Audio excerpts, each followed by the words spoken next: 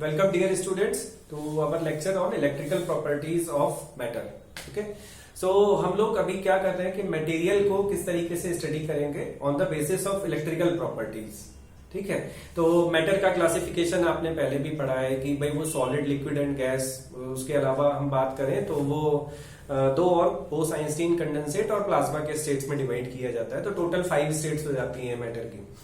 But वो those are called the states. किन किन फॉर्म में वो मटेरियल रह सकता है, कोई भी मटेरियल. ठीक है. एग्जिस्टेंस में, नेचर में, एटमॉस्फेयर में वो मटेरियल कैसे रहेगा. बट यहां पर हम क्या पढ़ेंगे कि इलेक्ट्रिकल प्रॉपर्टीज. इलेक्ट्रिकल प्रॉपर्टीज मतलब कि किसी भी मटेरियल में से जब हम करंट कंडक्शन करेंगे, मतलब इलेक्ट्रॉन्स को फ्लो करेंगे. Current conduction is equal to what? Flow of electrons. ठीक है. तो जब इलेक्ट्रॉन्स फ्लो करेंगे तो वो किस तरीके से फ्लो होंगे. बहुत आसानी से फ्लो हो जाएंगे या फिर बहुत आसानी से फ्लो नहीं होंगे. ठीक है. तो वही हमें जज करना है कि किस तरीके से वो फ्लो होते हैं, किस तरीके से फ्लो नहीं हो पा रहे हैं. तो ये चीज हमें मेनली देखनी है. तो जहां पे इलेक्ट्रॉन्स बहुत आसानी से फ्लो हो जाते हैं, बहुत ज्यादा नंबर ऑफ फ्री इलेक्ट्रॉन्स हमारे पास होते हैं, तो उसको हम क्या कहते हैं? कंडक्टर. ठीक है. कंडक्टर जो कि बहुत अच्छे से इलेक्ट्रॉन्स को फ्लो कर देता है, बहुत अच्छे से इलेक्ट्रिसिटी फ्लो हो जाती है. जैसे मोस्ट ऑफ द मेटल्स इसमें आते हैं. मेटल हो गए, उसके बाद में कुछ लिक्विड मटेरियल भी होता है, इलेक्ट्रोलिटिक सॉल्यूशन जिसको हम कहते हैं, जहां पे आयंस का फ्लो होता है. तो that is a different thing कि भाई कंडक्टर को हम क्या क्या तरीके के कंडक्टर्स हो सकते हैं. And on the other side हमारे पास क्या होता है? इंसुलेटर्स होते हैं. ठीक है. इंसुलेटर्स क्या करते हैं? जो करंट कंडक्शन नहीं कर पाते हैं, जिनके पास में नंबर ऑफ इलेक्ट्रॉन्स नहीं है इतने कि वो कंडक्ट कर पाए. ठीक है. तो ये दो मेजर कैटेगरीज हो गई. फिर इनके बीच में हमने और स्टडी किया, तो और स्टडी करने के बाद हमें कुछ ऐसे मटेरियल्स भी मिले जो इनके बीच में लाई कर रहे थे, जिनको हमने बोला कि वो क्या होते हैं? सेमीकंडक्टर्स. सेमीकंडक्टर मतलब कि हो सकता है नॉर्मल टेम्परेचर पे ये कंडक्शन ना कर रहे हो और पर्टिकुलर कंडीशंस पे क्या करते हैं कि ये कंडक्शन शुरू कर देते हैं. तो सेमीकंडक्टर्स जैसे हमारा है ग्रुप 14 एलिमेंट जो होते हैं, या फिर ग्रुप 4 कह लो, तो ग्रुप 14 एलिमेंट्स जो है वो कंडक्शन करते हैं. जैसे सिलिकॉन होता है, जर्मेनियम होता है, जिनके आउटर सेल में 4 इलेक्ट्रॉन्स होते हैं. ठीक है. तो वो सभी सेमीकंडक्टर के पार्ट में आते हैं. ठीक. तो जहां तक कंडक्टर्स की बात है, तो हम इनको कैसे पहचानेंगे कि कंडक्टर्स क्या होते हैं? जहां पे नंबर ऑफ फ्री इलेक्ट्रॉन्स बहुत ज्यादा होते हैं. ठीक है. Number of free electrons. ठीक है. कैसे होते हैं? एक्सेस होते हैं. एक्सेस मतलब कि बहुत ज्यादा होते हैं. ठीक. और यहां पे हम कहेंगे नो फ्री इलेक्ट्रॉन्स. ठीक है. भाई फ्री इलेक्ट्रॉन्स जिसके पास नहीं होंगे वो क्या करेगा कि वो कंडक्शन नहीं कर पाएगा. क्यों? क्योंकि करना क्या है? इलेक्ट्रिकल कंडक्शन में कौन मेजर रोल प्ले करता है? इलेक्ट्रिकल कंडक्शन तभी होगा जब हमारे पास में इलेक्ट्रॉन्स होंगे, अदरवाइज हमारा कंडक्शन नहीं हो पाएगा. तो यहां पे कहते हैं मॉडरेट फ्री इलेक्ट्रॉन्स. ठीक है. यहां पे कह लेते हैं कि मॉडरेट होते हैं, मॉडरेट फ्री इलेक्ट्रॉन्स. ठीक है. तो इसको हम लोग कैसे, भाई प्रॉपर्टी क्या है, उसको नाम क्या देंगे जिसको हम बोलते हैं? तो हम बात करते हैं कंडक्टिविटी की. ठीक है. कि कंडक्टिविटी किसकी कितनी अच्छी है. तो सबसे पहले यही टर्म हमारा लॉन्च के मतलब क्या है ना, एग्जिस्टेंस में आया था कि कंडक्टेंस क्या होता है. ठीक है. तो पहली प्रॉपर्टी आई थी, दैट वाज कंडक्टेंस. जिसका कंडक्टेंस किस रेंज का होगा, तो हमने कंडक्टेंस एक ऐसी प्रॉपर्टी बनाई कि जिसमें अलग अलग वैल्यूज ऑफ कंडक्टेंस लेंगे तो वो कंडक्ट कर जाएगा, और पर्टिकुलर वैल्यू ऑफ कंडक्टेंस होगी तो वो फ्लो नहीं करेगा. ठीक है. तो कंडक्टेंस हमने डिफाइन किया. ठीक. तो कंडक्टेंस को डिफाइन करने के लिए हमने क्या किया कि इसको अराउंड रेंज कितना रखा है इसका, कि भाई ये 10 to the power 6 से ज्यादा होना चाहिए. ठीक है. 10 to the power 6 से ज्यादा होगा तो हम इसको कहेंगे कि ये कंडक्टेंस अच्छी है इसकी, ये कंडक्टर है. ठीक. 10 to the power 6 से लेके 10 to the power -12 तक की यदि बात हो रही है तो वो सेमीकंडक्टर में आ जाते हैं. और यदि 10 to the power -12 से और बिलो वैल्यू है, ठीक है, तो फिर वो हमारे इंसुलेटर में आ जाते हैं. तो ये एक हमारा वैल्यू का क्राइटेरिया हो गया कि जो भी मटेरियल इतने के बीच में कंडक्टेंस होगी जिसकी, उसको हम ऐसे कर देंगे. सो अब इसी पार्लेंस में एक और टर्म आता है, दैट इज कंडक्टिविटी. ठीक है. तो ये दो टर्म्स हैं, कंडक्टिविटी की भी बात हो रही है. ठीक है. तो कंडक्टिविटी एंड कंडक्टेंस दो अलग अलग टर्म्स हैं, एक प्रॉपर्टीज हैं कि वो इलेक्ट्रिकल प्रॉपर्टीज कितनी अच्छी शो करेगा। तो यहाँ पे देखो फिनोमेना थोड़ा अलग है। कंडक्टेंस किस चीज को कह रहे हैं कि मटेरियल के बाहर की बात हो रही है, ठीक है, कितने नंबर ऑफ इलेक्ट्रॉन्स बाहर बाहर उसमें फ्लो कर जाते हैं। और कंडक्टिविटी क्या है, अंदर की बात हो रही है, ठीक है, कितना वो मटेरियल खुद ही रिप्लेस हो जाता है, ठीक है। तो कंडक्टिविटी कहां पर होगी, कंडक्टिविटी वहां होगी जहां पे हम इलेक्ट्रोलिटिक सॉल्यूशंस की बात करेंगे, लिक्विड की बात करेंगे, वहां पे कंडक्टिविटी आएगी। और मेटल्स में भी आएगी, लेकिन मेटल्स में क्या होगा, ये एक इंटरनल फिनोमेना है, ठीक है। तो मेजरली आपके सिलेबस में जो है वो इंटरनल फिनोमेना बहुत ज्यादा आप नहीं पढ़ते हो। यहाँ पे क्या होता है, हमें एक्सटर्नल फिनोमेना ही ज्यादा पढ़ना है। तो हम कंडक्टेंस की बात ज्यादा करेंगे, कंडक्टिविटी की बात बहुत कम होगी हमारे पास में। सॉरी, हाँ ठीक है, कंडक्टिविटी की बात जो है वो कम ही होगी, लेकिन कंडक्टिविटी की बात कहां पर होगी ज्यादा, वो होगी इलेक्ट्रोलिटिक सॉल्यूशंस में, एक्वस सॉल्यूशंस में, ठीक। तो कंडक्टर को यदि हम अभी तक की डिस्कशन के हिसाब से डिवाइड करने की कोशिश करें तो कंडक्टर के 2 पार्ट्स हो जाते हैं, 2 पार्ट्स हो गए, जहां पे हम बोलेंगे कि एक मेटालिक कंडक्टर हो गया, ठीक है, मेटालिक कंडक्टर हो गया, और दूसरा हो गया इलेक्ट्रोलिटिक सॉल्यूशंस, ठीक है, इलेक्ट्रोलिटिक कंडक्टर्स। तो यह मेटालिक में क्या पास करेगा, भाई हमने अभी बात करी थी फ्री इलेक्ट्रॉन्स की, ठीक है, तो यहाँ पे फ्री इलेक्ट्रॉन्स जो होंगे वो हमारे कंडक्ट करेंगे। मेटल में कितने ज्यादा फ्री इलेक्ट्रॉन्स होंगे वो कंडक्ट करेंगे। और इलेक्ट्रोलिटिक सॉल्यूशन में कौन रिस्पॉन्सिबल होता है कंडक्टिविटी के लिए, आयंस, ठीक है, पॉजिटिव और नेगेटिव आयंस। तो ये आप समझ लो बहुत अच्छे तरीके से, इसको डिफरेंस इसका समझना बहुत जरूरी है। आयंस मीन्स कि जहां पर कुछ इलेक्ट्रॉन्स किसी मॉलिक्यूल से निकल चुके हैं या फिर कुछ इलेक्ट्रॉन्स किसी में ज्यादा आ गए, ठीक है, वही इलेक्ट्रॉन्स ज्यादा आ गए तो वो हम उसको क्या बोलेंगे, नेगेटिव आयन। और यदि हमारा इलेक्ट्रॉन्स निकल गए हैं तो हम उसको क्या बोलेंगे, पॉजिटिव आयन, ठीक है। तो यदि हम बात करें तो इलेक्ट्रोलिटिक सॉल्यूशन कैसे बन सकता है, हम बात करें कि इसमें हमने मान लो NaCl मिला दिया, ठीक है, NaCl, यदि हमने प्योर NaCl ले लिया, प्योर NaCl में क्या होगा, कंडक्शन होगा क्या, मीडियम क्या है, आप खुद सोच के देखो कि यदि सोडियम क्लोराइड हमने लिया है और प्योर सोडियम क्लोराइड ले लिया तो उसमें कंडक्शन पॉसिबल है, होगा कि नहीं होगा, क्योंकि यहाँ पे आयंस है, भाई एक Na पॉजिटिव आयन होगा, Cl माइनस आयन होगा, ठीक है, नेगेटिव आयन होगा, तो वो कंडक्शन हो पाएगा कि नहीं हो पाएगा, पॉसिबल नहीं है, ठीक है। क्यों, क्योंकि कंडक्शन होने के लिए आयन को जाने के लिए एक मीडियम की जरूरत पड़ेगी। तो हम क्या करेंगे, इसका एक सॉल्यूशन बना दें या फिर कह दें कि ये एक्वस है, ठीक है, एक्वस है मतलब इसमें एक सॉल्यूशन है, इसमें पानी मिला दिया हमने बहुत सारा। तो पानी में जब हम NaCl मिला देंगे, मतलब यदि हम डिस्टिल वाटर की बात करें तो distil water is an insulator, उसमें कोई भी आयन है ही नहीं इलेक्ट्रिकल कंडक्शन कराने के लिए, ठीक है, और फ्री इलेक्ट्रॉन्स भी नहीं है, तो वहां पे कंडक्शन नहीं होता डिस्टिल वाटर में, मतलब प्योर वाटर की मैं बात कर रहा हूं। और यदि मैं उसमें क्या करूं कि NaCl डाल देता हूं, ठीक है, तो NaCl में क्या होगा कि भाई हमने यदि 2 इलेक्ट्रोड्स लगाए इधर उधर तो नेगेटिव आयन पे अब नेगेटिव टू पॉजिटिव चला जाएगा, पॉजिटिव आयन जो होगा वो हमारा नेगेटिव साइड पे चला जाएगा, तो इलेक्ट्रिकल कंडक्शन पॉसिबल हो जाएगा। तो यहाँ पे हो क्या रहा है कि आयंस मतलब पूरा एक मॉलिक्यूल जिसमें से कुछ इलेक्ट्रॉन कम है और कुछ इलेक्ट्रॉन ज्यादा है वो मूव कर रहे हैं, ठीक है, समझ गए। तो इलेक्ट्रोलिटिक सॉल्यूशन इस तरीके का हो गया।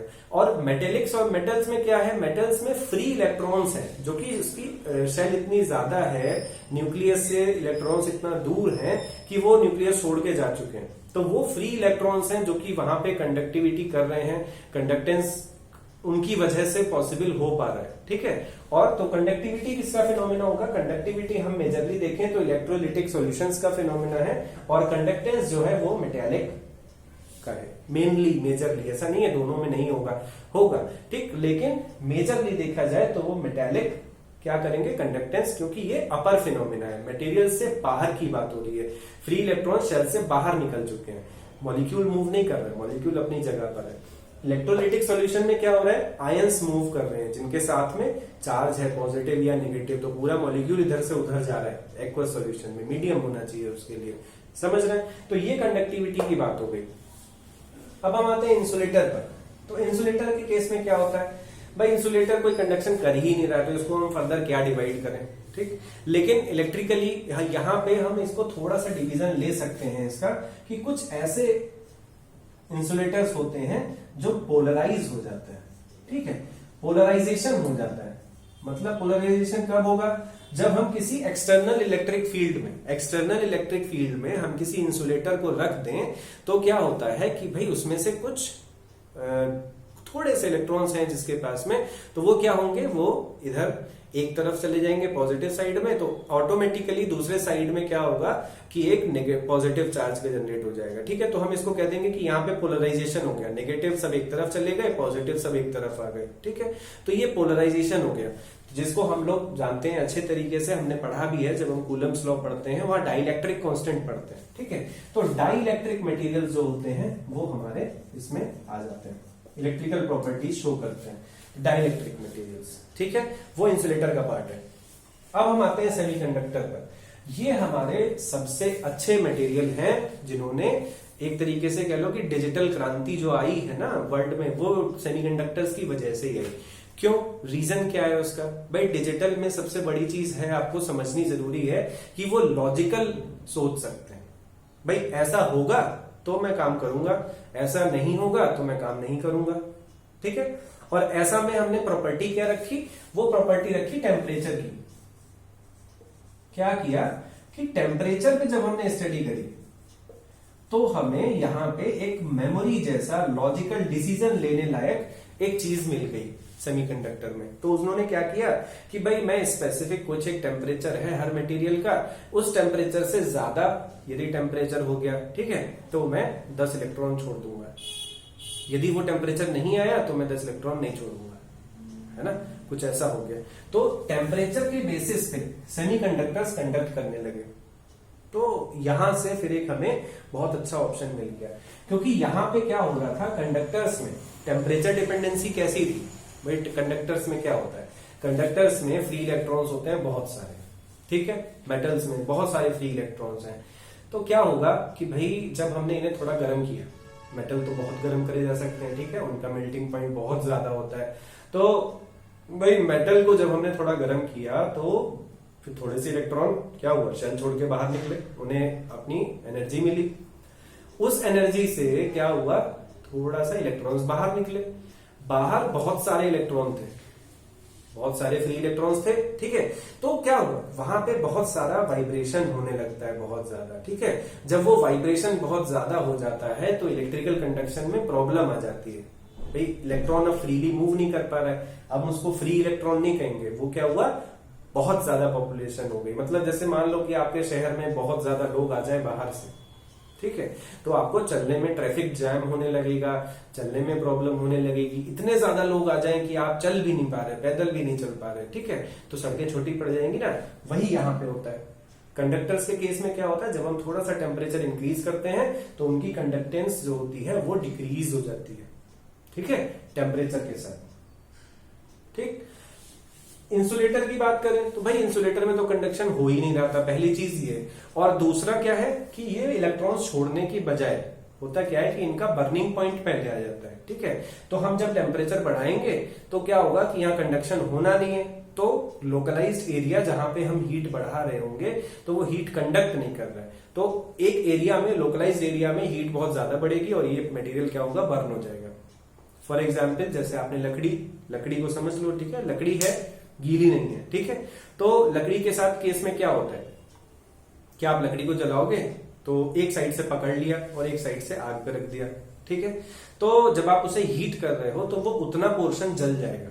ऐसा नहीं होता कि आपके हाथ पे गर्म लकड़ी आने लग जाए, ऐसा नहीं होगा, ठीक है। तो उसमें कोई भी हीट का कंडक्शन भी नहीं हो रहा। जब हीट का कंडक्शन नहीं हो रहा है तो क्या होता है कि वो बर्निंग पॉइंट आ जाता है, उसका लकड़ी जल जाती है दूसरे साइड से, और इस साइड से लकड़ी जो होती है वो गर्म भी नहीं होती, है ना। तो वही कंडक्शन यहाँ पे होना ही नहीं है, होगा ही नहीं। हीट का कंडक्शन भी नहीं हो रहा, साउंड का कंडक्शन भी नहीं होगा और इलेक्ट्रिकल कंडक्शन भी नहीं होगा इंसुलेटर्स में, ठीक है। तो वो फिनोमिना अलग है, हीट का हम हीट में पढ़ेंगे और थर्मोडायनेमिक्स में पढ़ेंगे। और दूसरी चीज जब हम साउंड पढ़ेंगे तो साउंड में देखेंगे कि भाई साउंड में यदि हम किसी इंसुलेटर में फ्लो करते हैं तो वो साउंड को भी रिप्लाई नहीं करता है, ठीक है, वहां से रेजोनेंस होता ही नहीं है, वहां से पलट के कोई साउंड वापस नहीं जाती, तो ये हो जाता है वहां पर। ठीक है, तो ये प्रॉपर्टी ऐसा है कि ये बर्न हो जाएंगे यदि हम टेम्परेचर बढ़ाएंगे। ये क्या करेंगे, इनके नंबर ऑफ फ्री इलेक्ट्रॉन्स बढ़ेंगे, जिस वजह से इनका क्या होगा, टेम्परेचर के साथ कंडक्टेंस कम होती चली जाएगी। ठीक है, कंडक्टेंस कम होना मतलब उल्टा ऑफ रेजिस्टेंस।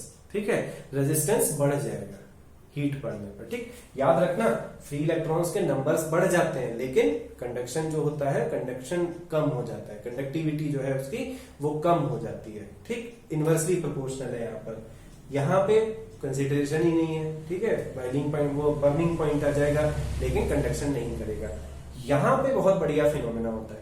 यहाँ पे क्या होता है कि नॉर्मल टेम्परेचर पे एक सेमीकंडक्टर यदि हमने लिया, सपोज हमने सिलिकॉन लिया, ठीक है, सिलिकॉन में क्या होगा कि हमने कुछ टेम्परेचर दिया है इसको, ठीक है, तो ये कंडक्शन नहीं कर रहा, बिल्कुल नहीं कर रहा। इनिशियली बहुत थोड़ा थोड़ा टेम्परेचर बढ़ा रहे हैं तो कोई कंडक्शन नहीं किया, बट पर्टिकुलर एक लिमिट के बाद क्या होता है कि ये कंडक्शन करना शुरू कर देता है, बहुत धीमे धीमे धीमे धीमे धीमे धीमे। इसका कंडक्शन क्या होता है, थोड़े से फ्री इलेक्ट्रॉन आते हैं इसके पास, ठीक, थोड़े से फ्री इलेक्ट्रॉन आते हैं, ठीक, थोड़े से फ्री इलेक्ट्रॉन्स इसमें से निकलते हैं, तो वो कंडक्ट करने लगते हैं। फिर हम और टेम्परेचर बढ़ाते हैं तो और थोड़े से फ्री इलेक्ट्रॉन्स आ जाते हैं। ठीक है, जब मटेरियल के अंदर ये इलेक्ट्रॉन्स घूमने लगते हैं, ठीक है, तो क्या होता है भाई, ये इलेक्ट्रॉन्स घूम रहे हैं तो थोड़ा सा काइनेटिक एनर्जी बढ़ा हुआ है, उससे ओवरऑल टेम्परेचर और बढ़ता है। ठीक है, तो ये कुछ और इलेक्ट्रॉन्स को पैदा कर देते हैं, कुछ और फ्री इलेक्ट्रॉन्स हो जाते हैं। मतलब ये तो हमारे एक्सटर्नल टेम्परेचर से आए, एक्सटर्नल टेम्परेचर से आए, ठीक है, और ये हमारा इंटरनल टेम्परेचर जो बढ़ गया इनके कंडक्शन की वजह से, उससे आ गया। ठीक है, फिर हमने मान लो और हीट किया इसको, ठीक है, तो थोड़े इलेक्ट्रॉन और बढ़े तो इसने और बढ़ा दिया। ठीक है, तो कम हीट करने पे ज्यादा इलेक्ट्रॉन्स इसमें से बनते चले जा रहे हैं। ठीक है, तो एक लिमिट आएगी, तो इसको हम क्या बोलते हैं, जो ये प्योरेस्ट इंडिकेटर, प्योरेस्ट सेमीकंडक्टर है। ठीक है, तो इसको हम बोलेंगे इंट्रिंसिक सेमीकंडक्टर, इंट्रिंसिक सेमीकंडक्टर। ठीक है, तो इंट्रिंसिक सेमीकंडक्टर मतलब प्योर सेमीकंडक्टर्स, इन पे जो काम होता है इंट्रिंसिक सेमीकंडक्टर में, ये हीट के साथ ही काम करते हैं। ठीक, और ये क्या होता है, ये थर्मल रनअवे का एक कंडीशन बन जाता है। यहाँ पे थर्मल रनअवे कहते हैं, ये नोट करने वाली चीज है। तो ये थर्मल रनअवे थर्मल साइक्लिक बन जाती है, थोड़ा सा हीट किया इसकी वजह से और हीट हुए।